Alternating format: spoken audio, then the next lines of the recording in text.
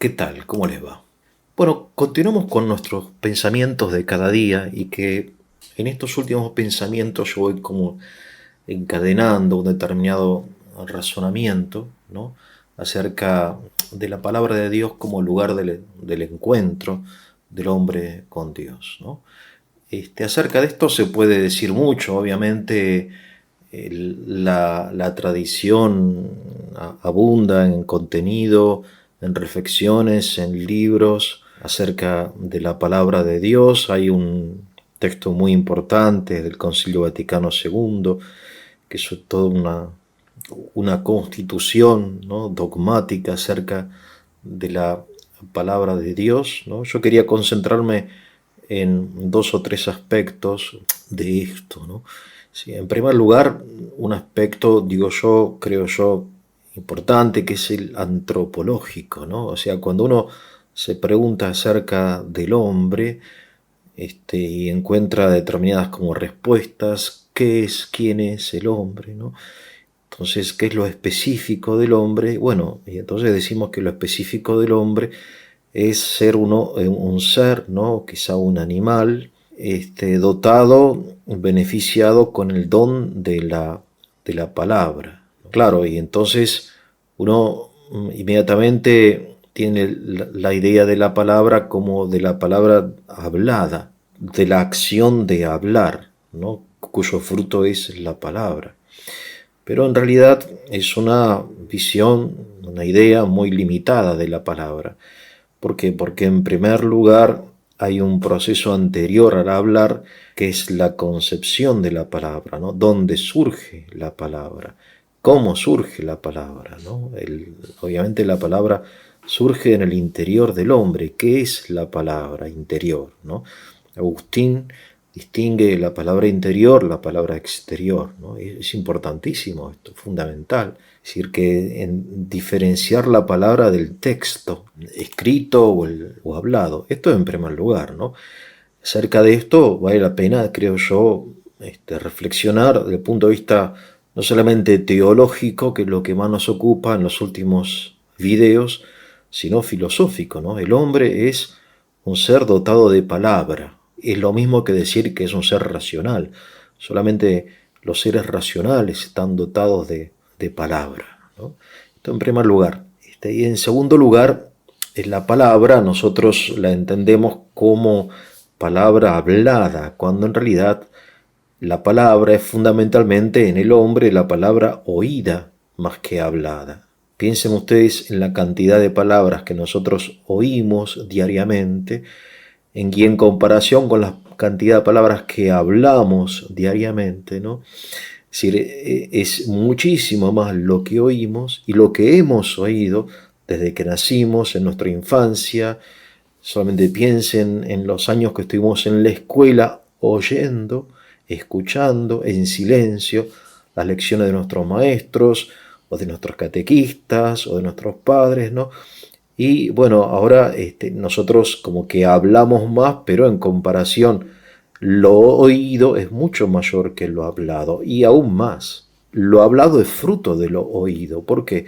Claro, porque nosotros empezamos a hablar siendo niños, ¿no? Ya pronunciamos las primeras palabras a los 2 años, 3 años, un poco más, etcétera. Vamos creciendo a partir de ¿qué? De la palabra oída. O sea, es la palabra oída la que después se convierte en palabra hablada. Por eso hay dos cosas acerca de la palabra que vale la pena reflexionar, ¿no? En primer lugar, el origen de la palabra. ¿Qué es la palabra? Es decir, la palabra, en cierto sentido, es la primera energía del ser racional. O sea, la primera expresión del ser racional, de la esencia o de la sustancia que dicen los filósofos, es la palabra, ¿no? Acerca de esto, sobre todo en la teología griega, ¿no? Se ha desarrollado el pensamiento de las energías divinas, que es un término que nosotros no usamos, Tomás no usa, ¿no?, en este sentido al menos, ¿no?, aunque en la Suma Teológica 2 o 3 veces aparece el término energía. Sin embargo, se entiende como poder. sobre todo, ¿no? Como fruto del poder. En cambio, la energía, en el sentido de la teología griega, es aquello que brota inmediatamente de la esencia de algo. Así, por ejemplo, la energía solar, ¿no? Que es y calor, y luz y resplandor, brota espontáneamente, inmediatamente del sol, ¿no? Es el sol en cuanto que se difunde, ¿no? Por eso la energía es también la sustancia de la cosa. Y sin embargo se distingue de la sustancia. Es y no es, ¿no? Es antinómico esto que dice la filosofía. Entonces, la palabra es la primera energía del hombre, ¿no? El hombre es fundamentalmente un ser que habla, pero sobre todo, e insisto en esto, el hombre es un ser oyente. Es decir, la primera capacidad del hombre es la capacidad de oír la palabra. Acerca de esto hay todo un razonamiento teológico en el siglo XX, ¿no? Del hombre como oyente, un poco también nutrido de la filosofía existencialista, pero sobre todo, a ver, más allá de la filosofía existencialista, ustedes, por ejemplo, tengan en cuenta esta expresión del Antiguo Testamento, que es la primera expresión que encontramos cuando Dios se comunica a su pueblo. Escucha, Israel. Y sigue, ¿no? Amarás, en fin, pero este escucha, ¿no? Este escucha, que tiene un sentido imperativo, hace referencia a que el hombre, mediante la escucha, actualiza su capacidad más importante, que es la capacidad de escuchar. Más que de hacer, más que de pensar, más de que decidir, etc., la primera capacidad de la esencia humana, lo primero que el hombre se hace es escuchar. Quizá en sentido evolutivo, quienes tienen hijos y han tenido hijos pequeños, ¿no? Y saben cómo han crecido, se darán cuenta cómo el niño está atento, ¿no? Y cómo escucha, y cómo finalmente, al darse cuenta que al escuchar aprende, ¿no? Presta más atención. Bien, entonces me parece a mí que esto es para desarrollar. Yo lo he desarrollado en un texto, pero lo voy a dejar de lado para seguir adelante. Quizá volvamos en algún momento acerca de la escucha, ¿no? Quería hoy centrarme acerca, bueno, en la palabra, ¿no? En una condición que es importante, ¿no? Que es lo que se llama la buena voluntad, eudoquía en griego, ¿no? Es un término que encontramos en la Sagrada Escritura cuando el nacimiento del Señor, los ángeles, ¿no? Ustedes recuerdan, se aparece a los pastores, ¿no? Gloria a Dios en el cielo y paz en la tierra a los hombres de buena voluntad, ¿no? Así lo traduce la mayoría de las traducciones. Aquí la traducción varía, sin embargo, del término griego eudoquía, ¿no? ¿Qué es la buena voluntad? Es el deseo de resolver bien las cosas, la benevolencia, la amabilidad, ¿no? Es como la disposición fundamentalmente interior a aceptar, conocer, amar, realizar lo bueno. Por eso es buena, porque su objeto es lo bueno, o sea, lo justo, lo verdadero, lo mejor, aunque, y este aunque es importante, eso, bueno, no siempre sea lo que me guste, o lo que más me agrade, o lo conveniente, ¿no? Acerca de la buena voluntad, San Agustín mejor dicho, predicó un sermón que después fue pasado a escrito, ¿no? Acerca de la buena voluntad, que me parece muy hermoso. Por eso quería compartirlo con ustedes, ¿no? Como desarrollo de la idea de la buena voluntad. Pero antes que eso, quería compartir un pensamiento de Immanuel Kant. Me parece interesante comparar el pensamiento de estos dos grandes filósofos, ¿no? Agustín de Hipona y Immanuel Kant, ¿no? Que en su libro Fundamentación de la metafísica de las costumbres habla de la buena voluntad. Porque para Kant la cúspide de la moral, digamos, ¿no? La cima de la vida moral es precisamente la buena voluntad. Porque no hay nada bueno o absolutamente bueno, ¿no? Excepto la buena voluntad. Claro, obviamente, porque las cosas buenas pueden ser utilizadas para algo malo si no hay buena voluntad, ¿no? Les leo el texto de Kant, es interesante, en el libro Fundamentación de la Metafísica de las Costumbres. Dice él así, leo: ni el mundo, ni en general tampoco fuera del mundo, es posible pensar nada que pueda considerarse como bueno sin restricción, a excepción de la buena voluntad. O sea, aquí aclara, sin restricción, o sea, hay cosas buenas. La ciencia es algo bueno, ¿verdad? La tecnología es buena, los talentos son buenos, ya sea científicos o artísticos o deportivos. O sea, hay muchas cosas que podemos señalar como bueno, pero no es bueno sin restricción, según la expresión de Kant, porque siendo bueno puede ser orientado al mal, a la destrucción, ¿no? Como la tecnología puede ser orientada a la construcción de armas, por ejemplo, ¿no? De destrucción masiva o no masiva, las armas, ¿no? Por eso nada es bueno sin restricción, excepto la buena voluntad. Interesante, ¿no? Parece muy interesante, difícil no estar de acuerdo con esto, ¿no? Porque solo la buena voluntad es buena sin restricción. Esto en primer lugar, ¿no? Y en este sentido, nosotros que somos lejanos, ¿no? Me refiero a mí, seguidores, discípulos de la tradición cristiana, uno dice, bueno, aquí Kant está dentro de lo que nosotros entendemos realmente así, ¿no? Pero en segundo lugar, dice Kant, la buena voluntad, leo, no es buena por lo que efectúe o realice, o sea, por lo que hagamos. No es buena por su adecuación para alcanzar algún fin que nos hayamos propuesto. Es buena solo por el querer, es decir, es buena en sí misma. O sea, es buena porque es buena.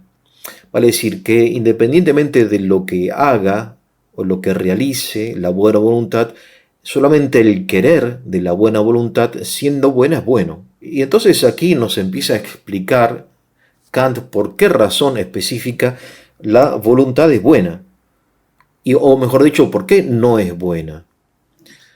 Es decir, no es que sea buena por hacer o no hacer esto o aquello, o por alcanzar un objetivo determinado que obviamente, como sucede muchas veces, no lo alcanzamos, sino que es buena en sí misma, su bondad es intrínseca, ¿no? Esto es importante, creo, ¿no? Me parece a mí que también es exacto, no sé si decirlo exacto, porque la filosofía no hay nada exacto, ¿no? Porque no es una ciencia exacta, pero es verdadero, exacto. Bueno, pero ¿qué es lo que la hace buena? Y aquí Kant se distancia de la tradición cristiana y de San Agustín en particular, cuyo texto vamos a leer más adelante. Kant dice, responde, por su disposición a cumplir la ley. Dice, la ley es el elemento objetivo de la buena voluntad, mientras que el respeto por la ley es el elemento subjetivo, lo que se llama deber, ¿no? Entonces aquí introduce Kant la idea de ley. Buena es la voluntad que quiere lo que quiere y hace lo que hace por una razón formal, ¿no? ¿Cuál es esa razón formal? Porque lo ordena la ley. Es decir, esta es la razón formal por la cual yo debo querer voluntariamente, obviamente, ¿no? Porque se trata de un deber interior, ¿no? No exterior, no coacción, ¿no? Sino conciencia. Lo que quiero asegurar porque es ley, ¿no? ¿Y qué es la ley? Esto es en segundo lugar, ¿no? ¿Qué es la ley? Claro, porque uno dice, bueno, la voluntad es buena porque la voluntad es buena en la medida en que está dispuesta a obedecer la ley. Bien, ¿qué es la ley?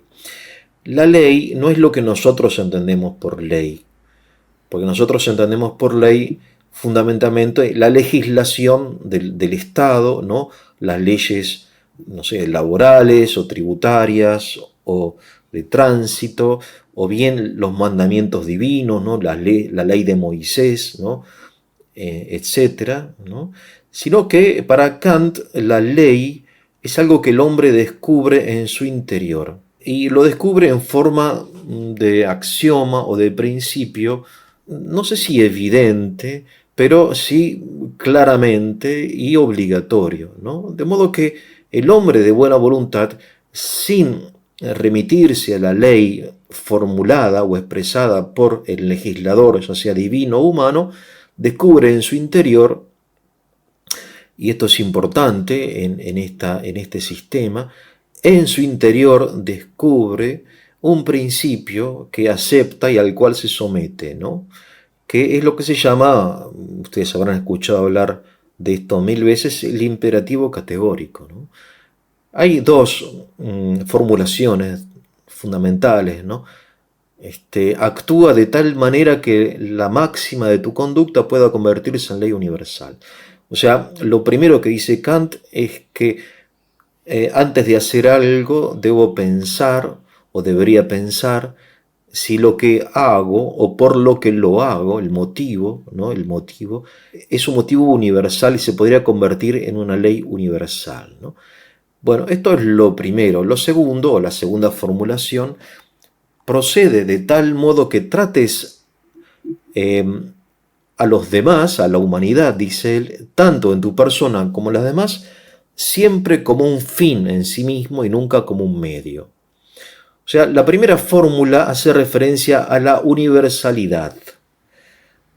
La segunda, en cambio, a la dignidad de la persona humana, que es realmente muy, muy importante, ¿no? O sea, que las personas no son un medio, sino son un fin en sí mismo. Bien. Obviamente, esto es confuso, ¿no? Ha sido criticado, esta teoría de Kant, porque es débil, es imperfecta, ¿no? Aunque sigue siendo muy, muy apreciada por muchos, ¿no?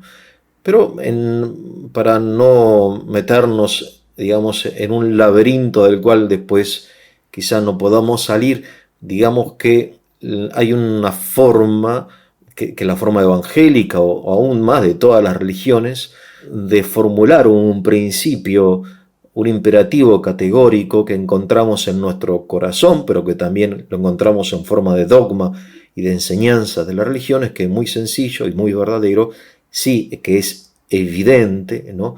Con mayor evidencia que los imperativos categóricos formulados por Kant, que es lo que nosotros llamamos la ley de horas de la ética, que dice que no hagas a los demás lo que no quieres que te hagan a ti.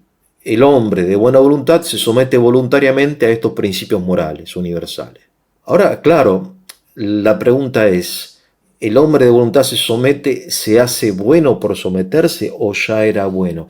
Aparentemente la bondad es anterior al conocimiento y a la obediencia a la ley. O sea, el hombre no es bueno porque se someta a la ley, sino que se somete a la ley, en nuestro caso, a mi modo de ver, mucho mejor formulada en este principio, ley de oro, ¿no?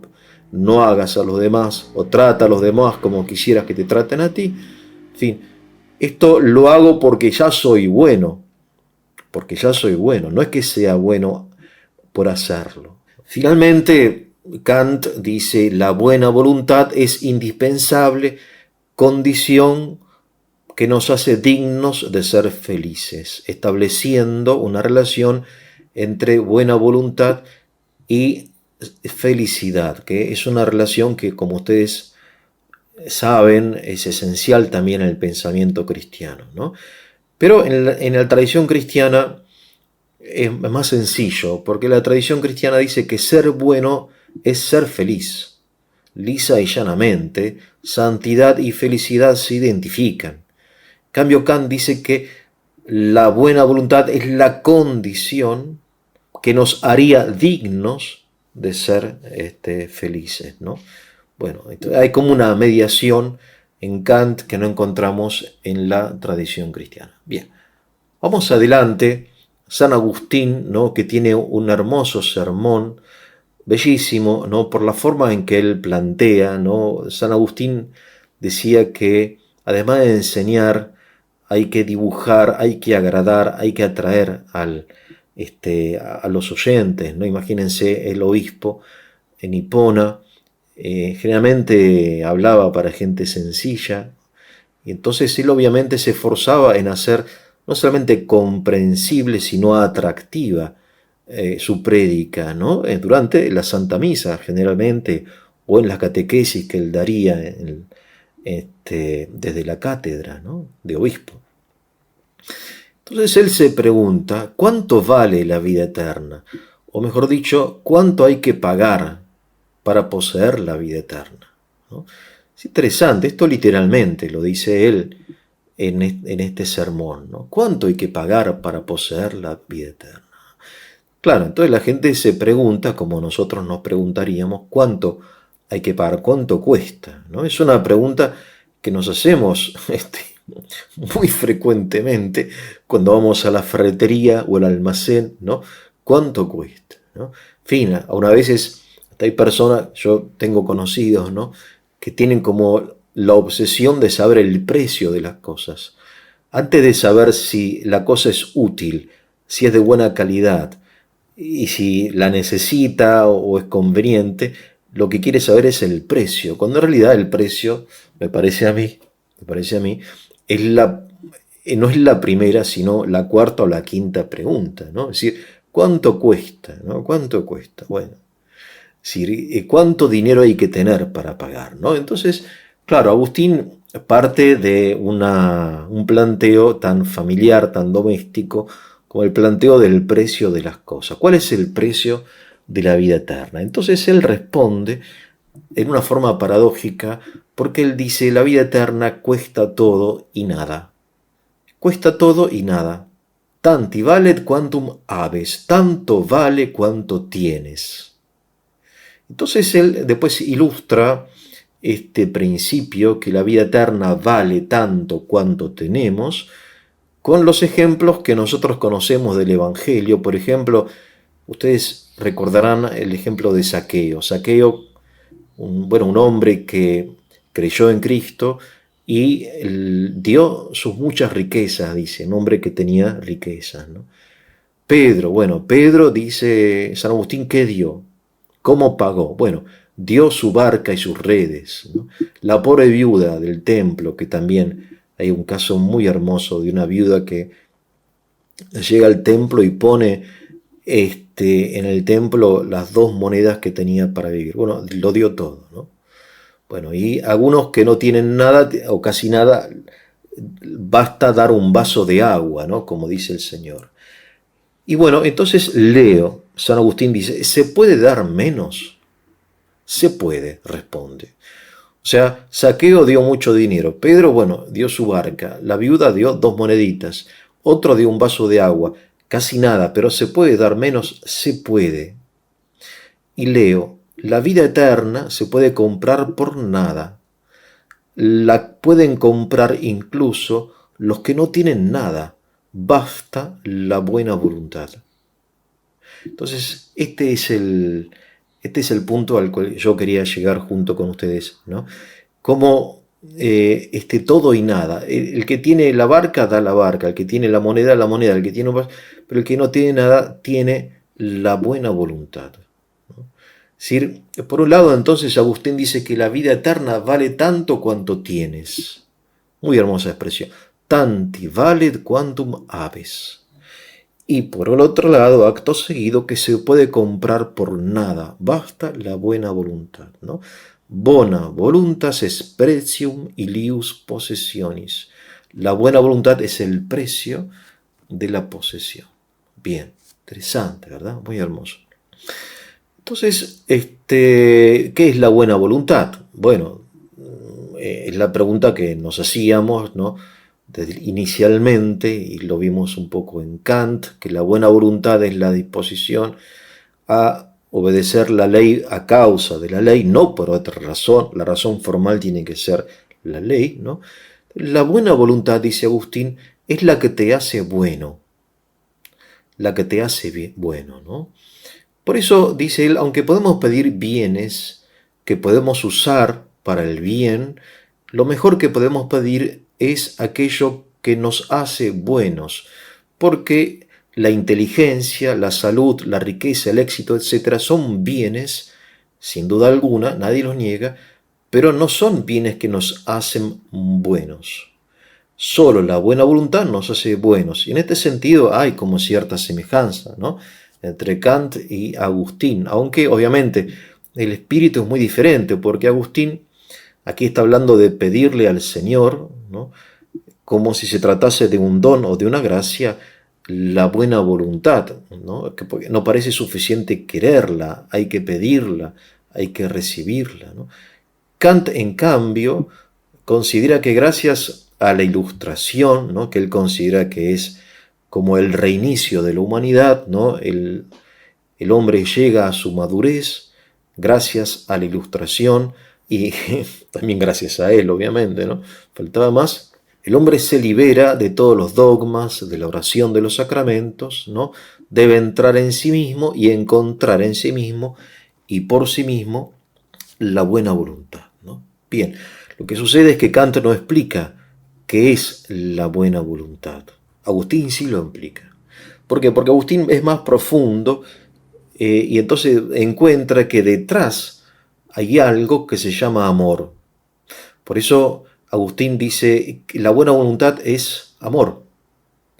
El buen amor, el amor que ama lo que debe amar, que ama a Dios como bien supremo y al prójimo como a sí mismo, ¿no? Es decir, eso es, la buena voluntad es una forma de amor, es el amor, en otras palabras, ¿no? Agustín dice, la buena voluntad es amor. Y eso es lo que lo hace buena, de modo que él encuentra un primer motor detrás de la buena voluntad que está, digamos, en la naturaleza misma del hombre.